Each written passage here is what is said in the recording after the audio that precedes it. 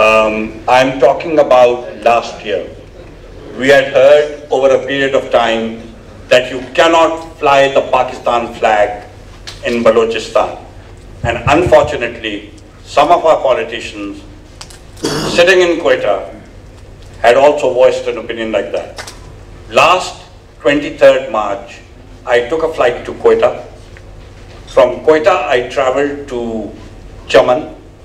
I had been a Jivan there earlier, and there was a terrible road initially joining Quetta and Chaman, not a very good road.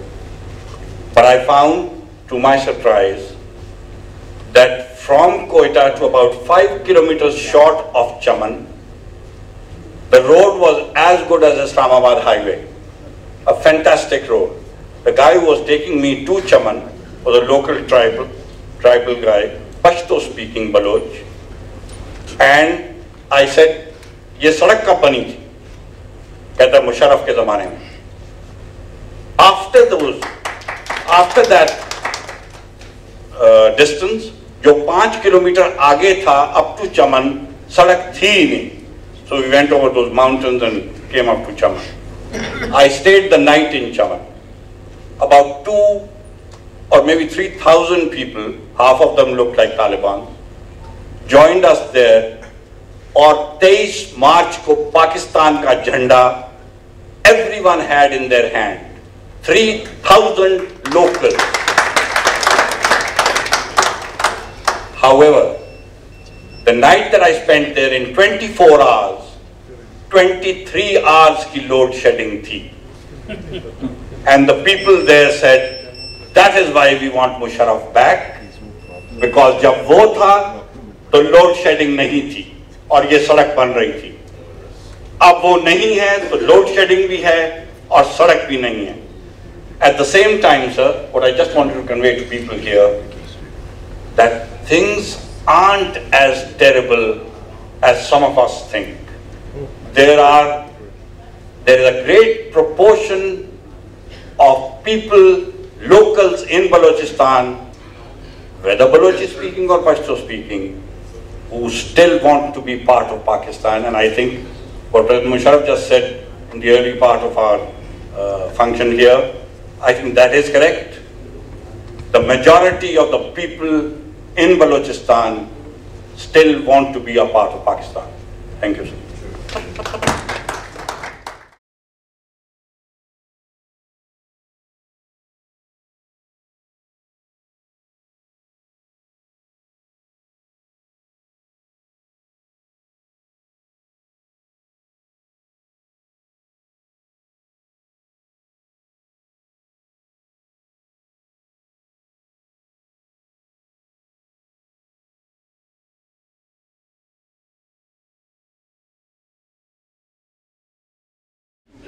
Pakistan First press statement on Balochistan.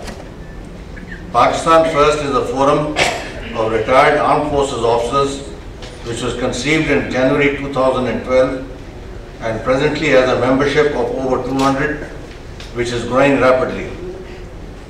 We are affiliated with the Pakistan Ex-Servicemen Society with its membership of over 90,000 armed forces personnel of all ranks. The forum is concerned about all aspects of life in Pakistan and wishes to voice its concern on important issues that impinge on national and state security. Media coverage of the forum's meetings will help us reach out to a wider audience. The issue of Balochistan has assumed great significance in the recent past. The news channels have highlighted the issue and have aroused apprehensions of impending catastrophe in the minds of the people. Having discussed various aspects of the problem, the Pakistan First Forum wishes to offer suggestions listed below to the people, the governments, the political parties, and all other stakeholders for addressing the situation prevailing in Balochistan. All aspects of Aghaaz-e-Huquq Balochistan and the NFC award must be implemented by the federal and provincial governments immediately. Once a promise is made and then not kept, it produces negative results. The situation requires to be handled with care, ensuring that the sense of deprivation, whether real or imagined, that exists in Balochistan is addressed in a wholesome, fair and transparent manner. Enduring peace can only be secured by addressing people's aspirations along with the discreet use of force against anti-people elements. To ensure the economic integration of Balochistan, road and rail linkages from the coastal highway to Sindh, Punjab and Khyber Pakhtunkhwa must be further developed so that the economies become interdependent. The mineral wealth of Balochistan should be used to develop that province at a priority, and issues such as Rekodik need to be addressed expeditiously.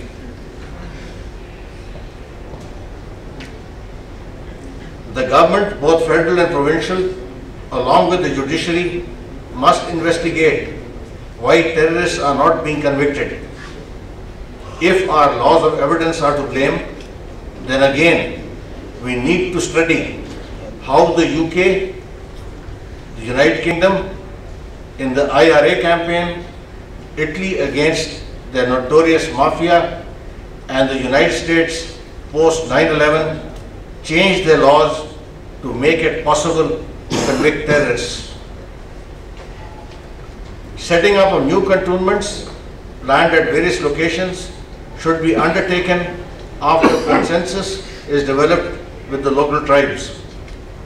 This step will create jobs for the Baloch and usher in economic prosperity as has happened around the new naval bases. The example of Pannu Akal cantonment can be followed. The construction was bitterly opposed by sections of the public and various shades of political opinion. Today, the local populace is reaping the economic benefits of implementation of that decision. All funds given to Sardar since 1947 by various governments should be published and related to development work. In addition, details of their foreign accounts and their lifestyles should also be made known to the public. Investigative journalism should be employed to expose the handful of Sardars who are the lackeys of the CIA, Mossad and RAW. Access to Balochistan by foreigners and foreign-funded NGOs should be stopped. The recent spate of sectarian and ethnic cleansing, as evidenced by the targeted killings of Hazaras and non-Baloch settlers, must be stopped by the provincial government because Balochistan is a multiracial province and not home for just the Baloch.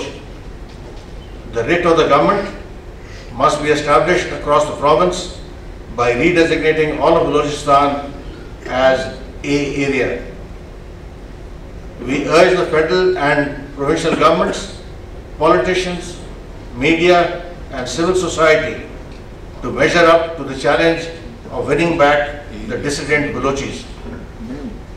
Before a news item related to state security organs is telecast or printed, it must be verified by the media in detail to ensure its veracity, so as not to appear to be indulging in army or ISI bashing.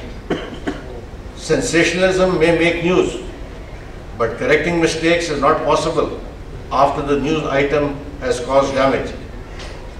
The example of the United Kingdom may be worth emulating. In the campaign against the IRA, the United Kingdom media never telecast the faces or voices of the IRA, of even elected members of Sinn Féin, such as Jerry Adams. Gentlemen, I'd like to thank all of you for being here today, and in particular I'd like to thank all those who have contributed to putting together this press statement. Of course, especially General Naqvi, who sorted out my Angrezi, and made the thing much more readable. Now, gentlemen, I'd request all of you to stand for the national anthem.